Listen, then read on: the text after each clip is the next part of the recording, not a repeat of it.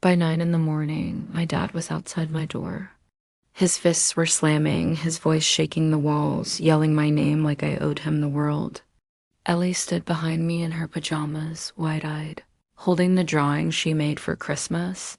But scenes like this don't start with shouting. They start quietly, one text, one decision, one line that changes everything. Mine began the moment my mom wrote, "We're skipping your kid's birthday." Things are tight, and it ended with a truth my family never expected me to uncover. Before I start, tell me where you're listening from. So I know I'm not alone. My name is Scarlett, and for most of my life, I've survived by lowering my expectations, especially when it came to my parents. It sounds dramatic, I know, but when you grow up being the dependable one, the quiet one, the fixer, you learn to swallow disappointment like it's part of breakfast. I live in a small apartment near the coast, where the air always smells a little like salt and old pine. It's not fancy, but it's warm, bright, and mine. Just enough space for me and my daughter, Ellie, who fills every corner with drawings, glitter, and that soft humming she does when she's happy.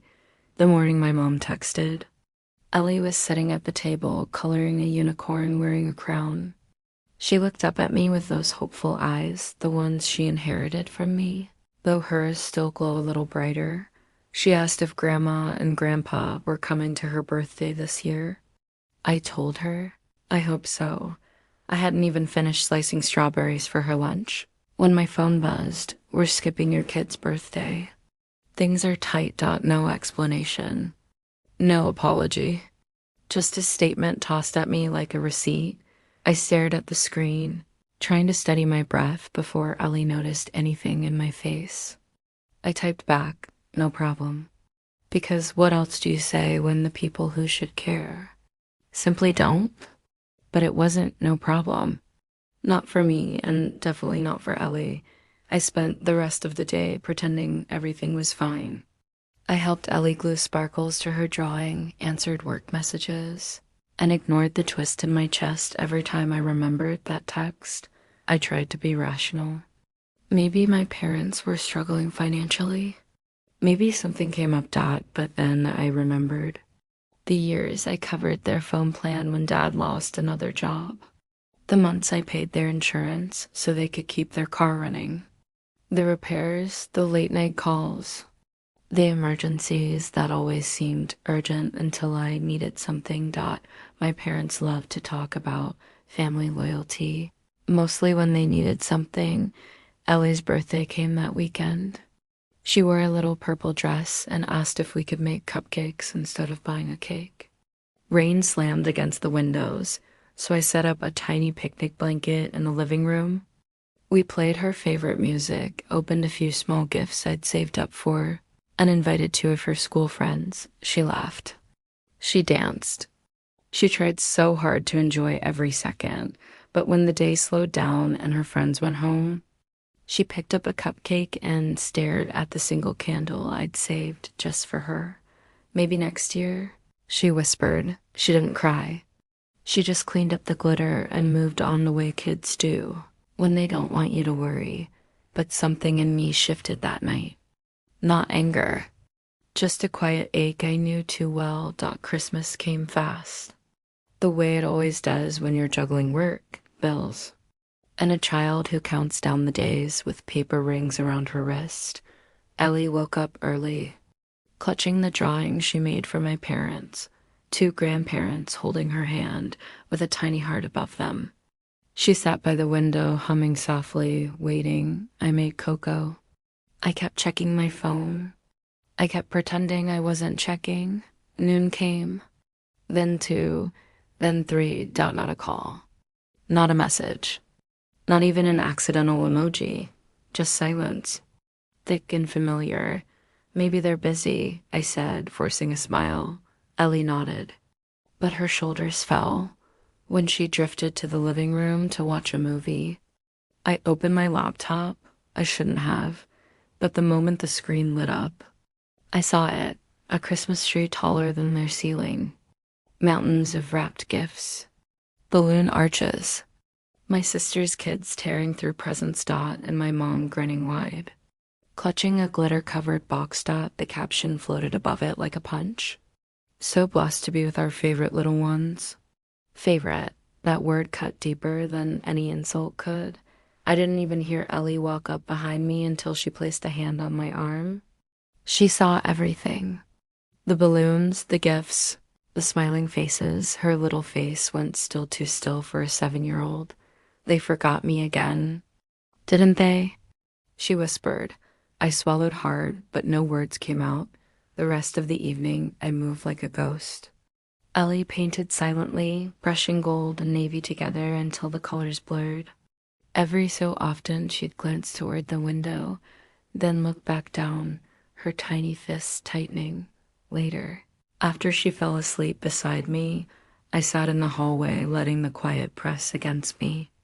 Every bill I'd paid, every emergency I'd answered, every time I'd put myself last, it all sat heavy in my chest, and something didn't just crack.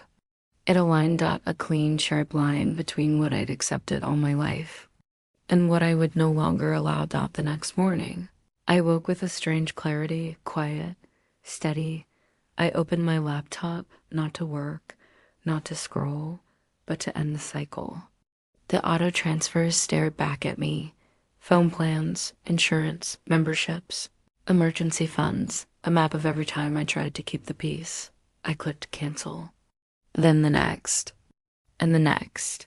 A chain reaction of liberation. No dramatic music. No shaking hands.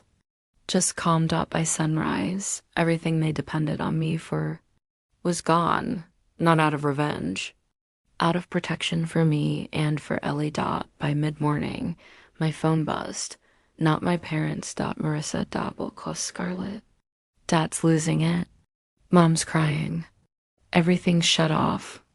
Did you do something? I'm just done, I said. There was a soft pause. Good. That night, Ellie leaned against me and whispered, I like when it's just us. And I realized this quiet life was what she deserved all along, but peace never comes without a storm, and mine arrived at exactly 9 a.m. The pounding shook the door. Ellie jumped. I pulled her behind me. I knew who it was. Scarlett. Open this door. Dad's voice cracked through the hallway. I opened it half an inch.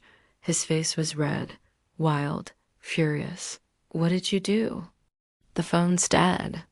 The insurance is gone. Even the damn membership. Behind him stood my mother and 2 relatives, Valerie and Tessa, arms crossed like judges. I didn't flinch. Everything I paid for, I stopped paying for. He shoved the door. I blocked it with my foot. You're poisoning Ellie against family. He snapped. Family? I laughed. You mean the same people who skipped her birthday because things were tight, then threw a Christmas extravaganza for Marissa's kids? Valerie scoffed. Tessa rolled her eyes. You're overreacting, they said. Ellie stepped forward. They forgot me again, she whispered. Silence swallowed the hallway. Dad looked away. I stepped fully into the doorway, the truth finally rising. All those years. The phone bills, the insurance, the repairs, the emergencies. Every time you needed something, I paid. He blinked, confused. But before he could speak, I handed him a printed packet, his face drained of color, a loan application, and my name, using his address. His phone number. You forged my signature, I said. And you took almost $8,000. He stammered. You didn't need it as much as we did. That was it. The last piece of rot in the foundation. I filed a report, I said quietly. Yesterday morning, the hallway froze. You wouldn't, he whispered. I met his eyes. I would do anything to protect my daughter. Even from you. Ellie tugged my sleeve. Mom, can we close the door? Yes, baby. I shut the door. And for the first time, the lock clicked for us. Weeks passed. My parents never showed up again. No apologies. No explanations, Dot, just silence. But inside our little home, life softened. Ellie painted brighter colors. One of her pieces was chosen for the school art show. I got a raise. Our home grew warmer, lighter, ours that one evening. Decorating our small Christmas tree, Ellie hung a tiny gold unicorn she'd bought with her allowance. Do you like it, Mom? I love it. And I meant it, because family isn't blood. Family is who shows up, who protects, who chooses you without conditions. Walking away wasn't losing anything. We gained peace. We gained freedom.